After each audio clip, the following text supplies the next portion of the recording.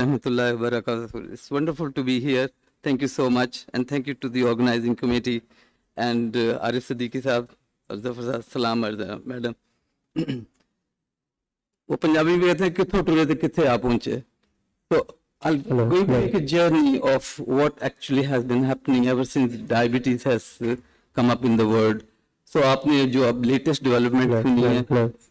So my part is basically to walk you through to the events, what has happened in the past, briefly, because the time limit is 20 minutes, and I'll try to finish off as soon as possible. So the latest development in the diabetes of management. So Yusuf Kamal sir ne to काफी हद तक वैसे he has already played a big role, and it's a courtesy of the Frozen Laboratories Pakistan, and thank you to the Frozen for inviting me.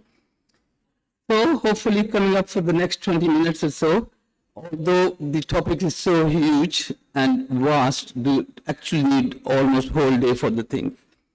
The inside story beyond glycemic control, I think it is, we all know now that it is not just glucose control, it's all the other risk factors, and on the top of what we have already been discussed with the previous speaker is primarily to look into your cardiorenal protection as well, because that's the crux of the matter of what actually kills people. And this is basically is called as an outcome data. This is a little token of my introduction.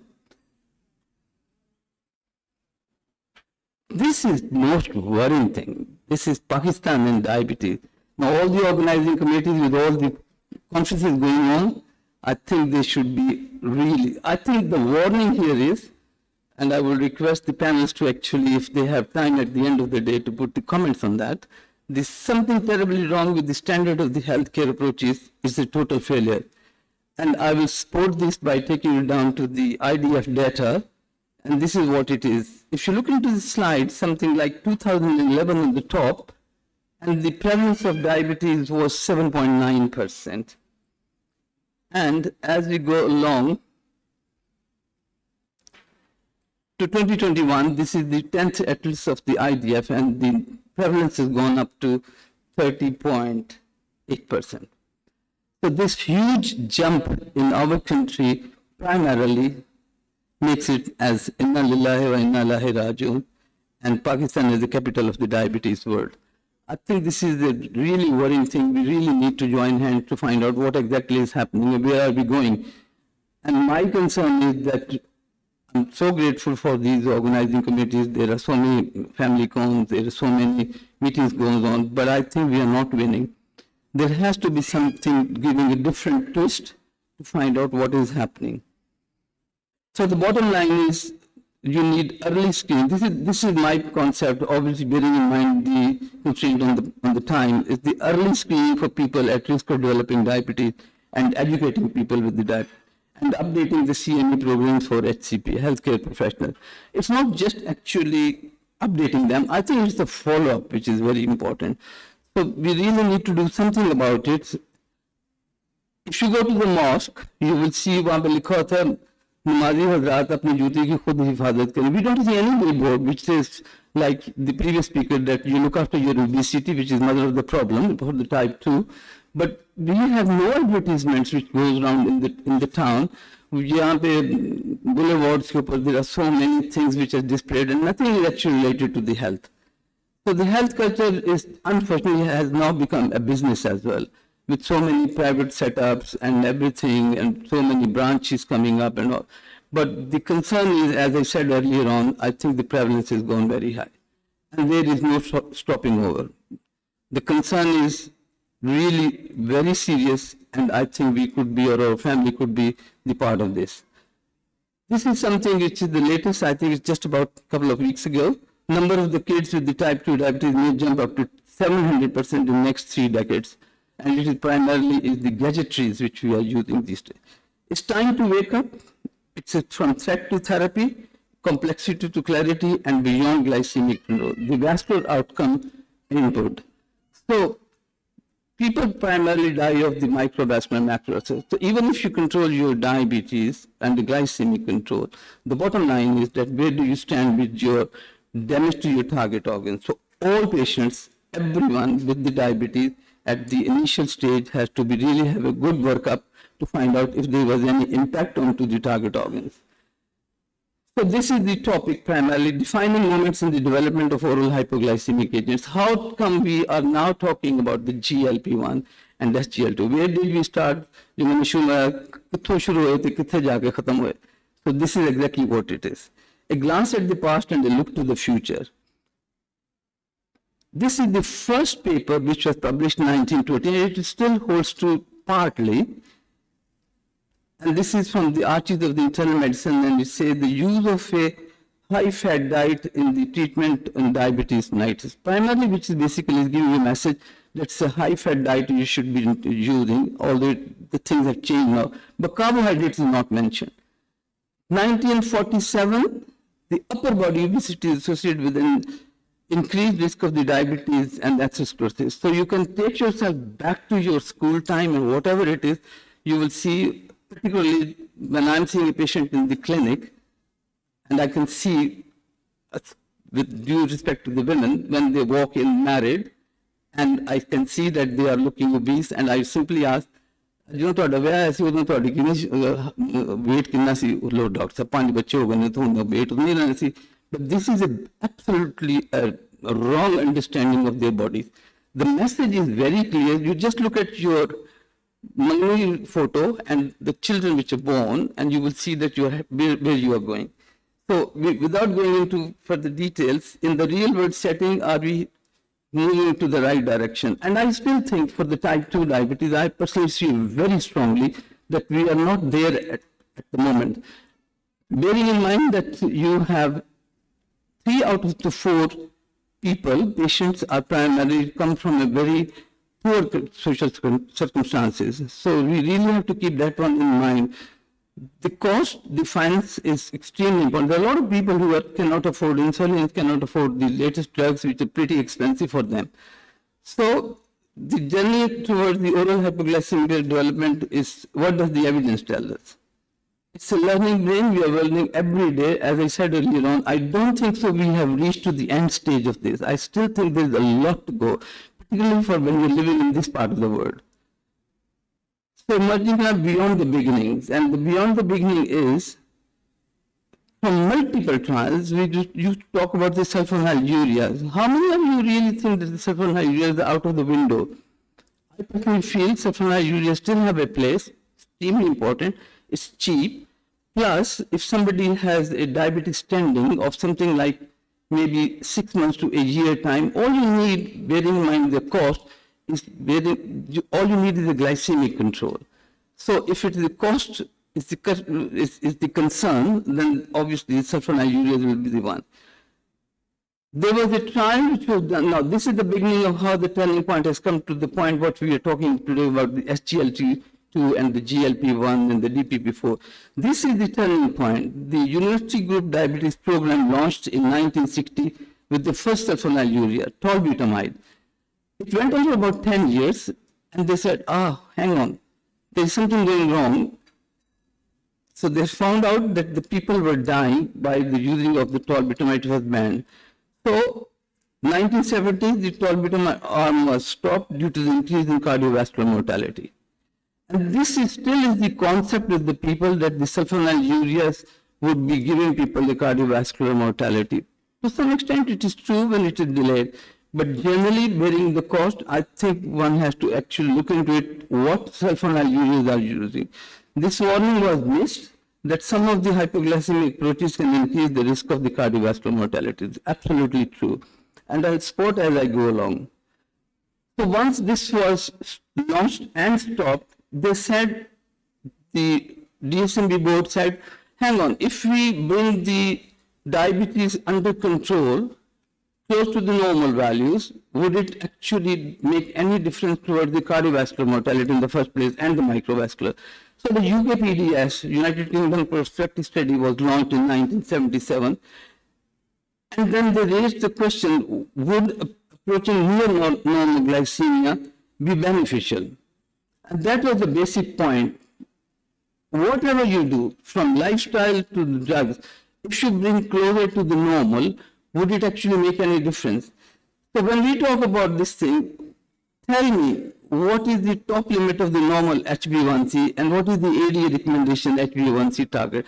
This is basically is the bottom line of my further talk for the next maybe 10 minutes or whatever it is. So the top limit of the normal is taken as 5.6, okay? But the ADA recommends that you bring it around to 7 or less than 7, that should do. Why? If I become diabetic, I would like to keep it 5.6. So the reason why they are saying it to bring it to 7 has the crux of the matter to tell you what drug you should be using. So the standard versus intensive control, they said, let's do it intensive control, try to bring it close to 6, not 5.6. And from there, these 3 trials came up. And one of the trials, which was eye-opener, was this one. This is standard. I would like all of you basically to concentrate on this slide, which is extremely important. They said, okay, let's do the intensive trial by, doesn't matter, insulin, sulfonylurea, whatever it is, let's bring it close to the 6. And when they did that, close to the 6, the DSMB board said, stop the trial. And the people thought we had already won the case. They said, no, stop it because the people are dying. So in the court trial, the mortality actually went up. What was the reason that the court trial was stopped prematurely, and what was the reason for increased intensity? Now, this is the turning point what we are talking today about the GLP-1 and all. They said there's something terribly wrong. So either these drugs are giving you hypoglycemia or weight gain. Any drug, any anti-diabetic drug, regardless of its therapeutic intent, if it gives you hypoglycemia and a weight gain, it is not acceptable. And this is absolutely true that following this, they said, let's do the cardiovascular outcome trial. There is no perfect drug even today. Even if you talk about the GLP-1, whatever, SGLT2, whatever, for type 2, type 3, when you come down to after the lifestyle, there is still not a perfect drug. There are drugs which have their own impacts. And this is what happened. This was the concern about the safety of the diabetic drug. Rosiglitazone. Diabetic drug said to raise the risk of the heart attacks. This is the Journal of May 2007. And similarly, the diabetic drugs still have the risk for the doctors. So really what was in the mind was that bringing it close to 6 by these drugs, which basically kill people. And this is another way of actually explaining. This is somebody who is a John who died with the perfect HbA1c at the age of 46. So what's the message? The message is the benefit is not just related to the level of the A1C achieved. The benefit is related to what you are treated with. So that's it. When you look into your patient, if they have already got ischemic heart disease and the renal component coming up into it, it is not just a matter of controlling their diabetes. It is the cardio-friendly, cardio-smart, and renal-smart drugs. Oral hypoglycemia, mostly metformin, still after the lifestyle is the hold in the first place. Sulfonylureas are all sulfonylureas the same. I don't know how many of you know about the ischemic preconditioning, especially the gliclazide at this point in time is cardio-friendly and it has a positive impact for the ischemic preconditioning. Then we had the thiazolidine, these are the from 1960 to 2008. So what was happening was when the regulatory committee will bring any of the drug which will be actually brought to the regulatory committee, they said, okay, what is the hypoglycemic potential? They will show them the data and they will say, fine, let's launch the drug. When the ACCORD trial came, they said, it's not enough for looking into the diabetes control. It's basically looking into the cardiovascular outcome trial. So the word played the huge price. Was it intentional? There are certain people in US still think that it was intentional. The pharmacological industry has a lot of gimmicks in it. And I don't want to go into details for those ones, but if you really dissect what has been happening in the past, you will be surprised to know कि कितनी हेरा फेरी है उसके अंदर. There are so many drugs which has come up in the market and taken off the market. Why? I think there is something dirty about it. So from December 2008, the FDA said, hang on, no drug will come up in the market until such time that they show the cardiovascular outcome data. So these were the major events, which were the cardiovascular deaths, non-fatal strokes, non-fatal MI, and then also the hospitalization stay, as well as for the urgent the stenting and the coronary angiogram, the bypasses. So these are the basic things. Any drug from 2008 which will come up in the market for diabetes must have and must show cardiovascular safety. So a deeper dive beyond the glucose, the diabetes outcome, is it a success or a failure? I think we are moving towards success, but we are not quite there. So diabetes, heart, and the kidney are the major impact. Anybody who gets renal involvement is at the risk for the dying with the cardiovascular events. So the real challenge is hypoglycemic approaches and the vascular outcome data. Are we winning? So it's not just the glycemic control, it's looking into the whole profile of the patient when you're seeing. The picture with the 1,000 words, it basically shows once your heart is surrounded with the hyperglycemia, you have heart failure, ischemic heart disease. Dr. Dinesh Zafar is here, so his job is every day, 24 hours a day, to dealing with these things. And this is an extremely important side. Look into the protein, just proteinuria, but looking to the urine. Anybody who has a proteinuria is a major signal for cardiovascular events. So please, the moment you find out the people, the creatinine is fine, the EGFR is fine, starting from microalbuminuria to macroalbuminuria, you should really, your plunge should go up and you should look into the cardiovascular safety. Also look into their eye findings. The eye examination for every diabetic patient is good. So redefining diabetes care. This is the kidney and the heart.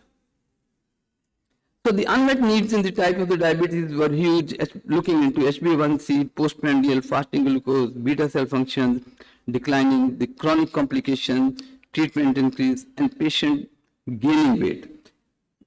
Sulfonamide users have one problem. Please do not use insulin with pioglitazone, with the TZD. So पहले आप patient कहते हैं सैर करो, walk करो, फिर then you put them on the drugs which is basically gain weight. One of the examples is the insulin. Don't put insulin, try not to put insulin on the patient who are already overweight. So is there a solution? Revisiting, game changer. SGLT2 and GLP-1, liraglutide and semaglutide, and then the SGLT2 primarily is bridging the gap between the cardiorenal protection and the diabetes. I will flip through the slides now because the previous speaker has basically already highlighted the important points, but I'll take you to the final summary of what exactly should be doing. And so this is the way we already discussed that the way the semaglutide or your SGLT2 primarily works. The SGLT2 basically works through your glycosuria and the weight loss, and similarly with your GLP-1 analogs primarily is working again through your brain, your heart, your gut, and everything. I think there shouldn't be any repetition of this thing. So when you eat, there is a natural signal for bringing up your alpha cells and the beta cells. So the alpha cells actually decrease the glucagon and the beta cell. So this is the natural way of actually dealing with the GLP-1. That's the semaglutide once weekly beyond glycemic control. Discovery and development of the SGLT2. Now, I don't know if somebody actually, I think it was Professor Yusuf Kamal who sent one of the things. There's a lady who basically is talking about all the plant things and then gone into synthetic things. So what she's saying is, कि ये जितने भी हम दवाइयाँ खा रहे हैं, primarily they are actually plant related, and SGLT2 is one of the examples. And this SGLT2 basically inhibits the proximal collimator tubule, increase the glycosuria, renal glucose reabsorption, and then obviously weight loss. Now the Ramadan coming up, because of the shortage of the time, I would not really go into it, but with the Ramadan coming up, Ramadan primarily, if we get another time or talk, the Ramadan basically works just like the SGLT2 works, by the way. So because of the constraint of the time, we will not go into the details. So potential mechanism of renal protection. Now, the point is that it's not just the glucose control, it's the reduction in the blood pressure, metabolic parameters, reduced volume overload, reduction in the albuminuria, improved oxygenation, reduced inflammation, and reduced intraglomerular pressure. This is the way the SGLT2. The take-home message is that all these drugs, SGLT2 and the GLP-1, they kicked off as anti-diabetic drugs. But now they are in the hands of the cardiologist, so there is a rapport now. They say, no, this is our drug, and the diabetics say this is our drug. So you could actually be using these drugs even if you do not have diabetes. But if you have an established coronary artery disease with the disturbed of left ventricular functioning or cardiovascular heart failure, I think these drugs have a very pivotal role in treating as long as you are monitoring their kidney functioning. So FDA approved SGLT2, empagliflozin, DAPA, CANA, and letrozole. So we have a different combination. I think we have got the 3 out of these, but the CANA is not available here. And there is another one which is SGLT1 and SGLT2. I think this is actually in China, it is not available here. So take home question is food for thought. It's not message, it's a question. Which SGLT2 is preferred? That's for the discussion. Do SGLT2 inhibitors increase creatinine? They do increase creatinine, or it comes down and then comes back again. Just make sure that they are drinking plenty of water, and if they were having ACE or ARB together with the SGLT2, you got to monitor the renal function more clearly. What is the cutoff eGFR for SGLT2? Generally, it is taken up to 35, but then it varies from patient to patient. Who cannot take SGLT2-1? I think it's primarily question is the type 1 diabetic, should they be taking or not? When should SGLT2 be stopped? When you have a continuously decreasing functioning going down with your renal function, it should be said. There would be difference of opinion. Guidelines do not fit all. It varies from patient to patient. The whole profile of every patient varies from patient. हमारे यहाँ पे ये होता है कि आप एक patient को एक दवाई डालें तो पूरे खानदान में चलती है, मोहल्ले में चलती है, और without actually any knowledge. I think this is the take-home message from my side. I think with all these conferences going on, with everything going on, I think we should really be joining hands. There should be only one under one roof. Maybe there are 3 conferences, 3 people holding it. But it should be all under one roof, and we should actually channelize all our strategies by joining hands to make an improvement toward the number of the patients we are getting for diabetes. So act today to save tomorrow. If you don't, then this is what happens. Then you should be prepared to pay the price. And the price is huge. And the time is huge. The reason, this is just my last, maybe 1 or 2 more slides. This is extremely important. With the diabetes, with the blood pressure, with anything, whatever, other than your natural profile, it is the time. Hyperglycemia plus time is equal to complete. It's a very basic fundamental equation. If somebody comes who has 10 years standing of diabetes and his HbA1c for the last 10 years is out of the control, surely he is sitting on the micro and macrovascular trait. So advocating early continuous glycemic control and other risk factors. So this is what it is at the moment. The turning point is that SGL2 and GLP agonists leading the way to change the guidelines. And I'm sure this is what is absolutely true. But this is not true for the people who are not who have got no complications, and they come from the poor country, and they come from the poor financial support.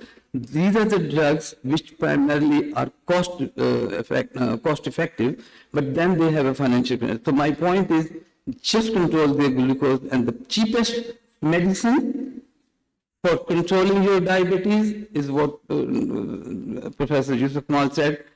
Just control your weight management. You Google up your height and you look at where your weight should be. And I think that solves 90% of your problems. So just do your, and when you talk about the weight management, it's your central obesity. You could have it with the normal, but if it's a central obesity, if a man is pregnant with the central obesity, he should be delivering. So with this, dance before the music is over and live before your life is over. I think it's extremely important. It's not how long you love him, but that is what it is. Okay, thank you so much.